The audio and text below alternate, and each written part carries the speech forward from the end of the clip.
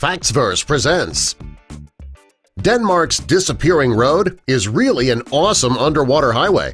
When most people think of the man-made wonders of the world, they think of skyscrapers that take over the city skylines.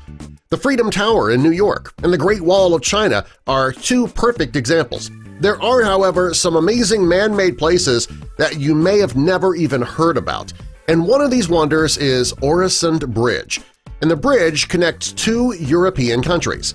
The residents were not aware of how special and unique their path of travel was going to be, though.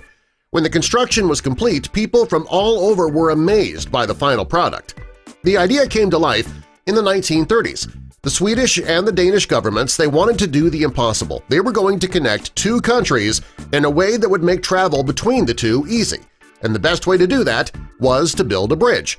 The first thing that needed to be done was to find a place to build it, and they decided that the place that would make the most sense was to connect Malmö, Sweden, and Copenhagen, Denmark, and they chose these two places because they were one of the largest areas in the countries. Figuring out the area was the easy part, though. There were going to be several factors that would make this project pretty complicated. Between the two cities were 5 miles of rough seas. There, ice would flow and get caught up on the bridge, and that would block the trade route that had a lot of traffic. Also, the water was extremely deep. Unfortunately, World War II started out and it put a hold on the project. It wasn't until about 1960 where the countries started talking about the project again, and when they couldn't figure out where to link the cities, the project died again. Talks continued here and there, and finally in 1991 the two governments agreed on a bridge that would connect the two cities. A Danish engineering and consulting group known as COWI got the contract to build the bridge. Each of the countries had a 50% stake in the project, and it took 5 years to complete, and there were plenty of setbacks along the way. One of the biggest issues was when the workers found 16 active bombs on the floor of the sea. After each setback, they pressed on, and finally the bridge was done.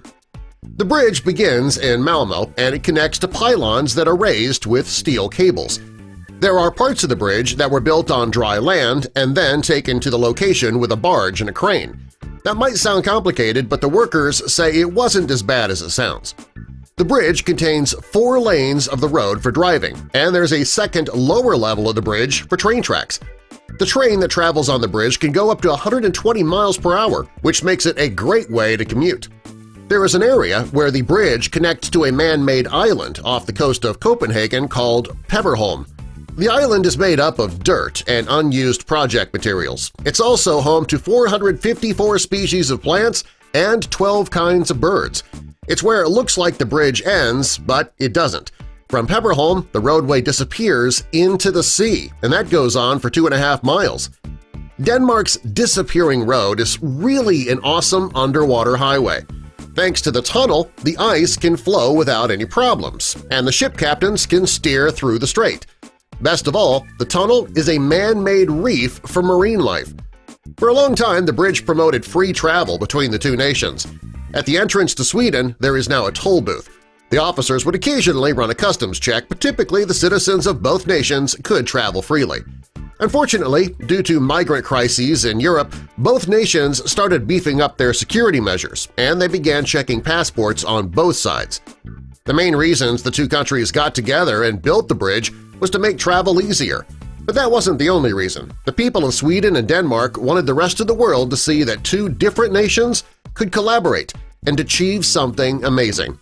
If these two countries couldn't do it, why couldn't other places around the world? Subscribe for more!